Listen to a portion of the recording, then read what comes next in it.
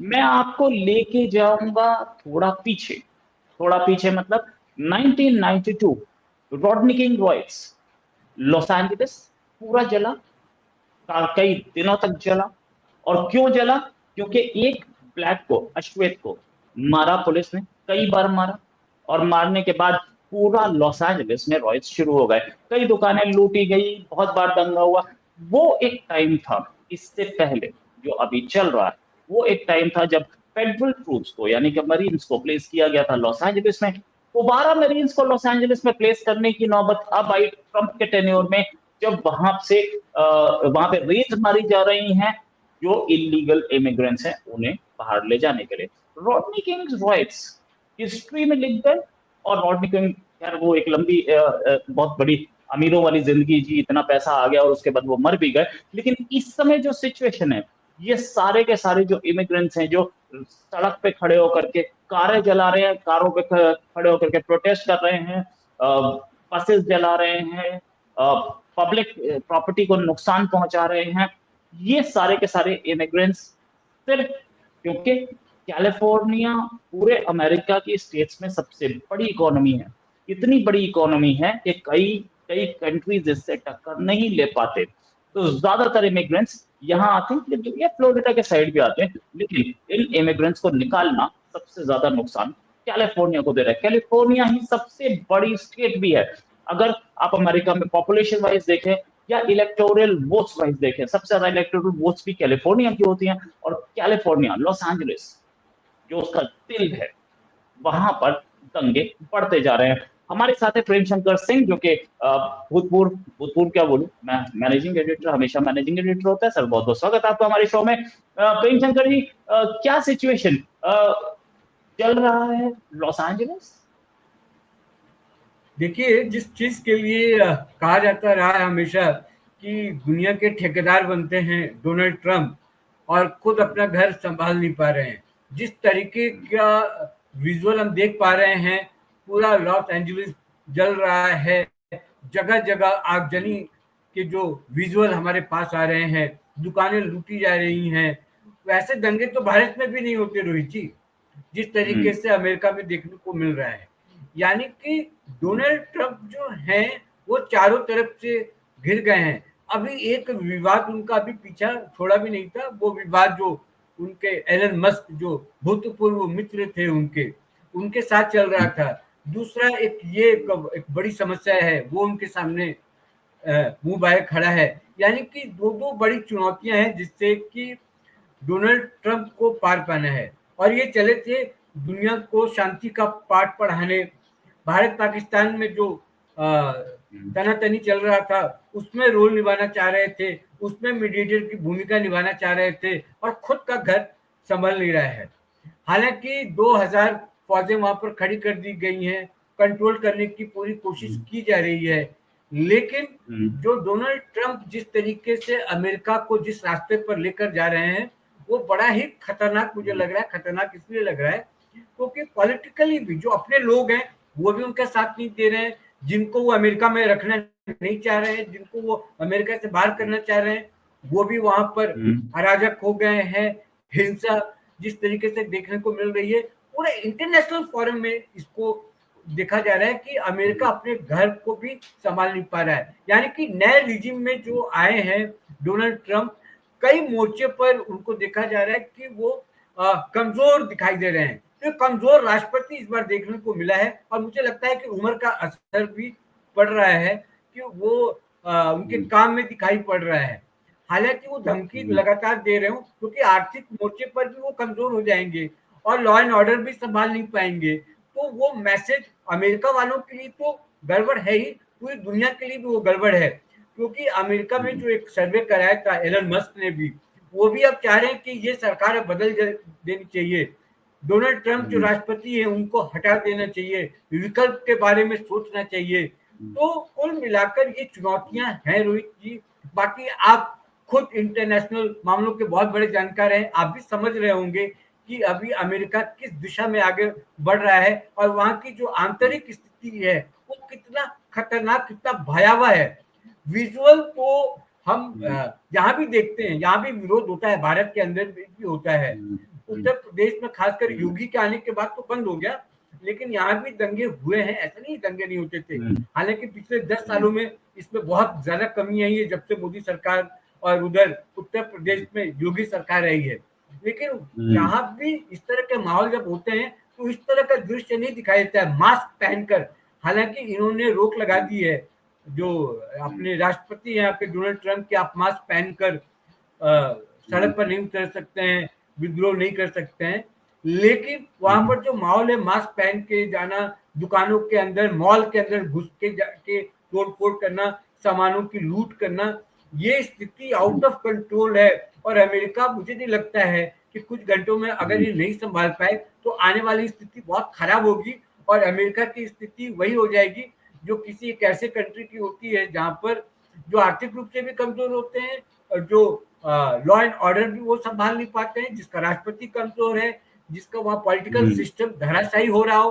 तो कुल मिलाकर अमेरिका की स्थिति अभी ठीक नहीं है। मुझे लगता है आने वाले समय में भी अभी डोनाल्ड ट्रंप को कई चुनौतियों से होकर गुजरना पड़ेगा, रोहित। और इस बार के रिजिम में इनको बहुत दिक्कत होने वाला है, ये भी सच है। और मुझे लगता है कि एलन मस्क से भी इनकी जो दुश्मनी हुई है, वो भी एक मैसेज अच्छा नहीं गया अमेरिका के अंदर, क्योंकि चुनाव के पहले आपको याद होगा, ये वही एलन मस्क है कि इनको चुनाव जिताने में बहुत मदद की थी। तो एक नेगेटिव एक पर्सनालिटी जो है, जो अब तक छुपा हुआ था या कम दिखाई पड़ता था डोनाल्ड ट्रंप का, वो बहुत ज्यादा दिखाई देने लगा है कि गैरों के तो ये अपने हुए नहीं, अपनों के भी ये गैर हो गए। यानी कि जिस मोदी की ये तारीफ करते नहीं थकते थे, जिस मोदी की दोस्ती की दुहाई देते नहीं थकते थे, उसी मोदी के पीठ में इन्होंने खंजर भोंकने का काम किया कई मोर्चे पर। जब हम पाकिस्तान से हमारा तनातनी चल रहा था, हमारा एक तरह से अघोषित रूप से एक वॉर जो चल रहा था, उसमें भी इन्होंने डबल स्टैंडर्ड खेला। तो यानी कि आप भारत से तो कर ही रहे हैं, बाकी देशों से तो आप कर ही रहे हैं, आप अपने मित्रों को, अपने दोस्तों को भी नहीं पहचाना और उनके साथ भी धोखा देने का काम कर रहे हैं। तो डोनाल्ड ट्रंप के मैं खिलाफ हूँ, उनकी नीतियों के खिलाफ मैं हूँ, और मुझे लगता है कि जिस रास्ते पर वो चल रहे हैं वो बहुत ही खतरनाक रास्ता है। और इसी तरह अगर होता रहा तो अमेरिका की आर्थिक स्थिति जो है वो तो और खराब होगी ही। इंटरनेशनल फोरम में भी इनकी जो इज्जत है वो बहुत उसकी बहुत भर्त्सना की जाएगी, क्रिटिसिज्म होगा, उसका क्रिटिसाइज लोग करेंगे, और कुल मिलाकर अभी की जो स्थिति है वो बहुत भयावह है। कैलिफोर्निया की इकोनॉमी 4.1 ट्रिलियन डॉलर्स की है, इंडिया के बराबर, अकेला कैलिफोर्निया। उस कैलिफोर्निया में आलम ये है कि इतने इलीगल इमिग्रेंट्स हैं कि पुलिस से संभालना मुश्किल हो रहा है। इलीगल इमिग्रेंट्स कैसे? वहां पर लोग गए थे, बॉर्डर मेक्सिको से क्रॉस करके आ गए, समुद्र से आ गए, शिपिंग बोट से आ गए, आजकल तो नए तरीके उन्होंने पैराशूट से आ जाते हैं, बहुत सारे कूदते हैं, आकर के वो बॉर्डर क्रॉस करके अंदर घुस आए, नदियों से आ गए, बहुत सारे लोग आते हैं। और इस इलीगल इमिग्रेंट्स की अमेरिका को जरूरत है। क्यों जरूरत है? क्योंकि अमेरिका सस्ता सामान प्रोड्यूस करता है। $10 में $9, $10, $15 पर आवर इनकी जो लोकल वेजेस होती हैं। अगर आप इलीगल है तो वही काम आप $3 में, $5 में करवा सकते हैं। और इतना सस्ता सामान प्रोड्यूस करना, या फार्मिंग, डेयरी फार्मिंग, या फार्मिंग, खेती, या जो लोकल स्टोर्स है, यहाँ पे काम करवाना, सस्ता काम करवाने के लिए अमेरिकन खुद इस इमिग्रेशन को सपोर्ट करते हैं, इलीगल इमिग्रेशन को सपोर्ट करते हैं। बहुत सारे लोग वीजा लेके आ जाते हैं, बहुत सारे लोग कनाडा से भाग के आते हैं। अभी कुछ दिन पहले एक इंडियन फैमिली सर्दियों के मौसम में कनाडा का बॉर्डर क्रॉस कर रही थी, छोटा सा बच्चा भी था उनके साथ, 2-3 साल का। 4 लोग थे, चारों बर्फ में जम के मर गए। ये सिचुएशन है। क्या वहां पे सोना लटक रहा है पेड़ों पर? क्या वहां पर सब खुशहाल है? क्या वहां पर लोग गरीब नहीं है? ये सिचुएशन है। लेकिन इस समय जो सिचुएशन है नॉर्थ लॉस एंजलिस की, या कैलिफोर्निया की, पूरा कैलिफोर्निया जलता दिख रहा है। इतने इमिग्रेंट्स आ गए हैं कि पुलिस और आर्मी दोनों मिलकर कंट्रोल नहीं कर पा रही है। प्रेम शंकर सिंह, कितने इमिग्रेंट्स, क्या डेमोग्राफी या जिसे बोले पॉपुलेशन में स्ट्रक्चर में चेंज है कि संभालना मुश्किल हो रहा है। देखिए रोहित, मैं सबसे पहले तो ये बोलूंगा कि ये बार बार जिस प्रॉब्लम की हम बात कर रहे हैं, मैं कनेक्ट कर रहा हूँ इंडिया को भी। आप जब इलीगल मिग्रेंट्स की बात करते हैं तो आप उस वक्त ध्यान नहीं देते जब ये हो रहा होता है। जब आप उसको पनाह देते हैं, जब आप उसका इस्तेमाल कर रहे होते हैं, वो पूरा जम जाता है आपके कंट्री में या किसी भी कंट्री में। उसके बाद ये एक मुद्दा उठता है और कोई भी नई पॉलिसी लेकर आप आते हैं और उसको भगाने या हटाने की बात करने लगते हैं। जैसा कि आपने कहा कि पूरा लॉस एंजलिस और पूरा कैलिफोर्निया, और विजुअल में भी देख रहे हैं, वो जल रहा है। यानी कि अगर आप किसी को भी लाकर बसाते हैं या उसको बसने देते हैं, क्या अमेरिका वैसे तो अपने आप को बहुत बड़ा शक्तिशाली देश बताता है, बहुत पावरफुल देश बताता है, तो क्या जिस वक्त ये इमिग्रेंट्स आ रहे थे वहां पर, या जिस तरह से उनका वहां पर बसावट हो रहा था, क्या उस समय अमेरिका की नजर नहीं गई थी? क्या उनको ये नहीं पता था कि इनको रोकना चाहिए? तो अब अगर आप एक अचानक रातों रात एक फैसला लेते हैं, हालांकि बहुत दिन से बात चल रही थी, फैसला लेते हैं और जब उनको यहाँ से हटाने और भगाने की बात होती है, बाहर करने की बात होगी, तो ये उसी तरीके से है कि आप किसी के पेट पर लात मारते हैं। और जब आप किसी के पेट पर लात मारेंगे तो वो उग्र होगा ही, वो हिंसक होगा ही। तो वो उसका एक रास्ता निकाल कर, या फिर मैं यहाँ फिर कहूंगा कि एक फेल्योर है डोनाल्ड ट्रंप का, अमेरिकी गवर्नमेंट का, कि उन्होंने क्या ऐसा सोचा नहीं था कि अगर ये फैसला लेंगे और जब इसको अमली जामा पहनाया जाएगा तो इस तरीके के हिंसक प्रदर्शन होंगे और उग्र प्रदर्शन होंगे, जहाँ की आर्मी और पुलिस संभाल नहीं पाएगी। और वहां का जो पॉपुलेशन आप बता रहे हैं, कितने बहुत तादाद में वहां पर इमिग्रेंट है वहां पर, तो उनको कंट्रोल कैसे किया जाएगा? क्या इन्होंने कोई इसके लिए कोई पॉलिसी नहीं बनाई? अगर पॉलिसी नहीं बनाई तो फिर से डोनाल्ड ट्रंप का एक फेल्यूर है।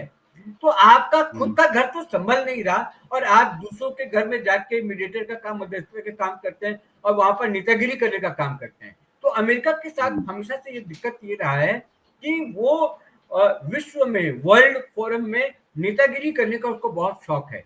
उसके घर में कितना प्रॉब्लम है, अपने घर के प्रॉब्लम को सॉल्व करने के बजाय वो दुनिया के प्रॉब्लम को देखने लगता है और उसको सॉल्व करने लगता है। और कुल मिलाकर सब कुछ जो ये है, वो है आपका बिजनेस। पैसा ही सब कुछ है। अर्थव्यवस्था मजबूत करना, मार्केट जो एक है सबसे बड़ा मार्केट जो है, जैसे भारत को ले लीजिए, चाइना को ले लीजिए। इसलिए चाइना से भी अमेरिका का क्यों नहीं बनता है? इसलिए नहीं बनता है, जो सस्ते सामान की आप बात करें कि अमेरिका सस्ता सामान बनाता है, वो वही कंपटीशन तो चाइना दे रहा था। तो चाइना से और अमेरिका का जो टकराव हुआ, जो बेसिक टकराव जो हुआ, वो टकराव बेसिकली ये बिजनेस पावर को लेकर हुआ। बाकी सैन्य शक्ति, मिसाइल, हथियार, ये सब उनका एक अलग बाजार है, उनकी एक अलग अर्थव्यवस्था है। लेकिन ये जो छोटे छोटे सामानों की आप बात कर रहे हैं कि अगर हम सस्ता सामान बनाते हैं तो उसका बाजार कहाँ होगा? उसको हम खपाएंगे कहाँ? उसको हम बेचेंगे कहाँ? तो ऐसे हालात में जो पॉलिसी बनाना तो बड़ा आसान होता है, लेकिन उसके इर्द गिर्द, उसके आगे पीछे भी सोचना जरूरी होता है। और उसी तरीके से मुझे लगता है इमिग्रेंट्स वाले भी मामले में भी अमेरिका, अमेरिकी गवर्नमेंट ने सोचा नहीं, या डोनाल्ड ट्रंप के नेतृत्व में ये सब चीजें हुई नहीं। और क्योंकि जब ये प्रॉब्लम आपका चल रहा था तो आपने एक और प्रॉब्लम खड़ा कर लिया साथ में, एलन मस्क का। एलन मस्क आज की तारीख में अमेरिका का एक बहुत बड़ा व्यापारी है, एक बहुत बड़ा बिजनेसमैन है। उसका बहुत बड़ा दखल है अमेरिकी इकोनॉमी में। वो वहां पर राज करता है। उसको कई, उसके बिजनेस में अमेरिकी गवर्नमेंट उसको सब्सिडी देती है। तो आप अचानक से रातों रात किसी पर हमलावर हो जाए, उसके सब्सिडी को रोक दे, उसके साथ पंगा कर ले, तो उसका असर इकोनॉमी में पड़ेगा ही। और जो बाकी बिजनेसमैन भी हैं, जो बाकी भी अमेरिका में जो बिजनेस कर रहे हैं, या देश के अंदर हो या देश के बाहर हो, अलग कंट्री से भी हो, उन पर भी इसका असर पड़ता है। अभी नहीं पड़ेगा, दूरगामी प्रभाव इसका पड़ेगा रोहित। लेकिन डोनाल्ड ट्रंप क्योंकि जिद्दी आदमी है, वो आगे पीछे सोचता नहीं है, कूटनीति को नहीं समझता कि कूटनीति की भाषा क्या होती है। उसको लगता है कि जो उसने कहा वही सही है और उसी हिसाब से चलना चाहिए। अमेरिका को भी चलना चाहिए और पूरी दुनिया को भी चलना चाहिए। तो आज की तारीख में यह पॉसिबल नहीं है। मैं एक वाक्य आपको याद दिला दूं, जब रसिया और यूक्रेन के बीच में जो लड़ाई अभी चल रही है, उसको लेके भी बड़बोलापन देखने को मिला था ट्रंप का। ट्रंप ने कहा था कि सबसे पहले जब मैं सरकार में आऊंगा शपथ लेने के बाद, तो मैं कोशिश ये करूंगा कि रसिया और यूक्रेन के बीच में जो वॉर चल रहा है उस वॉर को रोकूं। यानी कि शांति का दूत बनने की कोशिश कर रहे थे ट्रम्प। और यूक्रेन से जब उनकी बातचीत हुई तो उनके राष्ट्रपति, आपको याद होगा कि किस तरीके से बीच बंद कमरे में बात हुई और किस तरीके से ट्रम्प ने उस आदमी की बेइज्जती की। और यूक्रेन जैसा कंट्री जिसके पास खोने को कुछ नहीं है, लेकिन उसने दो टूक कहा, बिना डर के कहा, नहीं मानता तुम्हारी बात, जो करना है कर लो। राइट। तो ये तो हैसियत है अमेरिका की। तो कुल मिलाकर ये बहुत बड़ी चुनौती रहने वाली है। और आप सही कह रहे थे कि ये सब जो चीजें हैं, जो विजुअल हैं, जो तस्वीरें आ रही हैं अमेरिका से, वाकई में डराने वाली है। इसलिए डराने वाली है कि मैं तो भारत में भी इस तरह का विजुअल कम से कम पिछले 10-12 सालों से बहुत कम देखने को मिलता है कि सड़क पर टायर जल रहा हो, सड़क पर गाड़ियां चल रही हो, सड़क पर लोग भागे जा रहे हैं, बड़े बड़े विजुअल आ रहे हैं, दुकानों में लोग घुस जा रहे हैं, मॉल में लोग घुस जा रहे हैं, मास्क पहने हुए हैं, तोड़ फोड़ कर रहे हैं। अजीब सा माहौल है ये। और ये माहौल भारत के पिछले 10 कम से कम मोदी रिजीम में और योगी रिजीम में मुझे इतनी बड़ी तस्वीर देखने को तो नहीं मिली। नहीं, राइट राइट, बिल्कुल सही बोला प्रेम शंकर जी आपने। Thanks a lot for joining. जल्दी एक डिस्कशन और करेंगे। अभी के लिए नमस्कार, धन्यवाद, जय हिंद।